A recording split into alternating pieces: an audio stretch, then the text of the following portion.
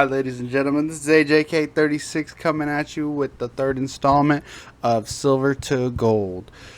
And this one, we get to pick up our carry lane Izanami. I do not have a great game this game, but that is perfectly fine because there's tons to learn about what I did wrong and how even if you have a bad game, you could still move forward and help your team out with a win. So, with that being said, a quick little tidbit about this game. The Morgan and the Mercury are playing together, and the Morgan claims to be a diamond smurf. If you don't know what a smurf is, that just means that she has another account that is technically her main account, and then she comes onto this one to help her friend boost his account. It's a little cheesy, but at the same time it also allows you to practice different gods. I don't know what his actual account is or her actual account is, but the way she plays, she does play very well, so I kind of believe her. I don't know if she is diamond. That's what she claimed to be. She didn't play as well as diamond, but she did end up winning us the game, so that is that. And then another thing is it's me, we're in the carry lane, so it's just me and the Sobek in the carry lane versus Shibalanke and Ardio. The big thing in that lane for us is the fact that Ardio counters me pretty well, and it's kind of just a difficult matchup for me altogether. I do have a better clear. I kind of go a little two balls deep every once in a while, and it just ends up screwing me over. So we do have the better clear off the start, just because Izzy and Sobek are pretty good. And what really ends up happening next is just a misplay on me and the Sobek. End up kind of just going in a little too hard. He gets this pluck off onto Shibalanke, and we're pretty sure we can just win. What we don't really take into consideration is the fact that the shell out of the Ardio helped really well. So we go 0-2 right there. The Mercury then ends up picking up the Ardio kill. So it's a 1 for 2. It's not great off for us. I do get an assist, and I'm able to walk back with boots and new pots. So that's a good thing right there. I do play a little bit more passive this game. I do have one more moment where I'm just like, I want to go in. I want to redeem myself more so, and you don't have to redeem yourself in the carry lane, because the carry lane isn't meant to be like, you don't have to win early. You can still lose lane and still win the game. And I've done it plenty of times. However, I am in my main role, and I don't want to be shown up on. And that's kind of what ends up happening in this play coming up. I know it happens soon. We get this right now. We're kind of just skirmishing between the two of us. We get the Shibalanke really low, and I go for this play, and I miss one auto, and that one auto kills me. My Sobek does end up finishing off the kill.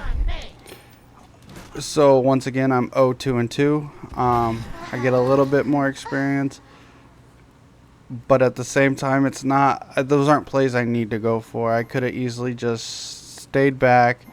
It just cleared the next wave and looked for another opportunity to actually get the kill. So getting back to lane here. Just kind of going back to clearing lane, going to my jungle buff, making sure everything's good in that aspect. And I'm pretty sure from now on the supports are going to be roaming. He just chunked me right now. I'm super low. I'm one level below him, which in the carry lane is pretty bad. We should be both level 5 at the same time. And my team, I can see my team coming in from the side. And I'm pretty sure they just get the easy kill onto the RDO. Xbalanque drops his ulti. And it's kind of just, I'm not even going to go into there because there's no reason for me to. The Afro ends up stepping into the wrong side of the jungle, and I believe they pick her up too. I kind of want this Xbalanque to leave them alone, so I push forward, he pushes into me, and he's not able to help them with the Afro kill, which is a nice thing right there. I do have my full trance, so I do back. Carry lane's nice because you're kind of able to just, even if you have a bad start, you're able to just kind of, as long as you stay away from the other carry, if you're in a bad situation, you're fine. You're just able to farm and get to that late game while the rest of the team kind of fights in the mid lane or right lane. As long as usually when you do well in your carry lane, it ends up coming into the carry lane, and that's when it can kind of get frustrating, especially if you don't get rotations. But at the same time, they seem to be just focusing that mid lane, and that's perfectly fine. I do see the Pele coming over, so I do back up. I'm able to just constantly clear. I should go back and get oh no, I see my team in the right. If I don't see my team over there, I should have just backed off. But because I do see my team over there, I feel a little bit safer. He knows he can just bully me. And I kind of just let him do it. I should have just ran away. Oh, and I die again. 0-3. And the Mercury does come and try and pick up the kill.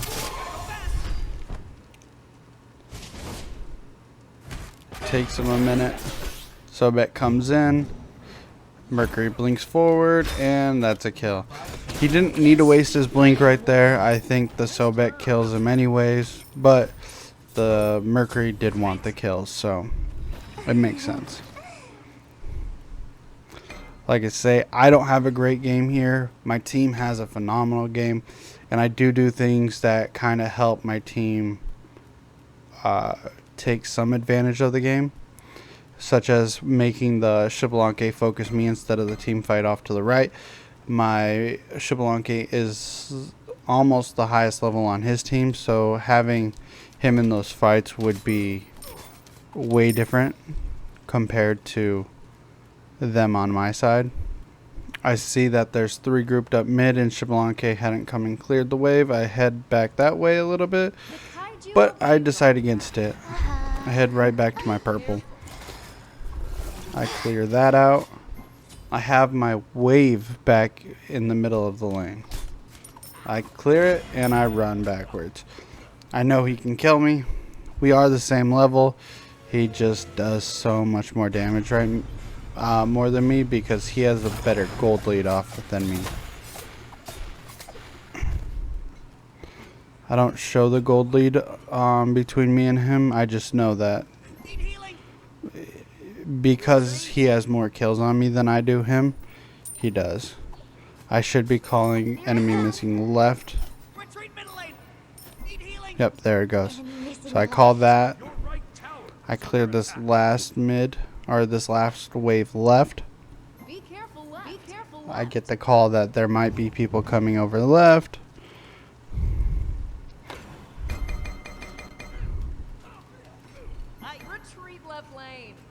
I see them back in mid, so I didn't push the wave against the Xbalanque, and enemy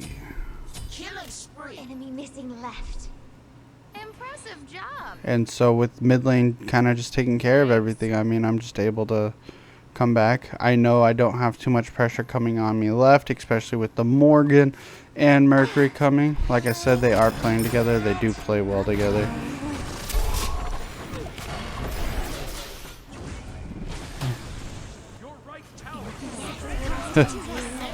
I wasted my ulti for something I couldn't get. That the Morgan did just on basic abilities, but that's perfectly fine. We did get their tower before ours, even though he has a lead over me. He doesn't have a lead over my team, and that's what's important. There's 2 mid, and that's where me and Morgan are heading. On my way. On my way.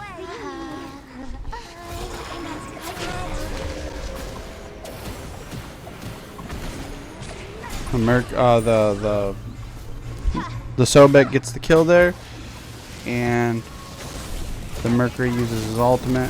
I'm pretty close to death, but this Morgan is going off. Look at that, double kill into a surrender. That is an 11-minute surrender. I go 0-3 and 6. I do end up bumping up my assist towards the end. Unfortunately, I don't get any kills, but sometimes having a bad game but playing the bad game into the right direction helps. It also helps having a Morgan that pops off and a Mercury that pops off.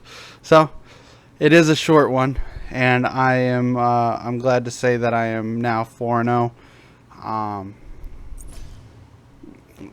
I'm kind of hesitant on saying that I could have gone 4-0 without the Morgan there, only because I did have such a bad game, but I wasn't having a bad, like, I was keeping up in farm even though the Xbalanque was killing me. So with that being said, I possibly had a chance. Even if I don't have a great mid and jungle, I have a chance of coming back, and that's what's important to me. We look here, I do the 3rd least amount of damage, so that's okay. Like I said, I was more so just focusing on farming and getting everything in position in that way. I had the most minion damage on my team. I had the most structure damage on my team. I wanted to focus objectives this game, especially since I know the Xbalanque was just outplaying me in every corner. If we look at it, he had 3 kills on me. He had 3 kills in the whole game, and I had 0 kills, but I still had more gold earned, which is pretty. He had the highest gold on his team, and I was still able to just keep up with him and keep up with him in levels. And yes, he had a lot of pressure on him from the jungle and the mid. But if he played smarter, he probably could have carried that game for his own team as well. So that's another counterpoint. If you're in the Xbalanque's shoes in that game, you want to make sure that you are warding. If you're getting pressure from other lanes, ward and play smart. He was wanting to style on me, and once again, I kind of let him in a few cases, but he would come out after the mid would die, and then my team would be rotating towards him, and I'd kind of keep that pressure on him. Even though he was dealing a lot more damage to me than I was him, he still just was oblivious to what was coming, and that's really more off like what you don't want to do. You don't want to get such a big-headedness about beating your lane opponent that you don't think the other team will try and retaliate. And with that being said, I did enjoy this game, and I'm excited for the next 2 to come to get me out of silver, and then we'll work our way out of gold. With that being said, though, I would like to thank you guys for watching this video. Please leave a like, share, and subscribe. Leave a comment and tell us what you guys liked or didn't like. We'd love to hear feedback to improve our content for you. Also, don't forget to send us your gameplay videos to levelupgamingcenteraz at gmail.com. You can also follow us on our Instagram, Twitter, Facebook, and other social medias via the link tree in the description. Thanks again for watching. Don't forget to ring that bell, and we'll see you next time. Have a good day.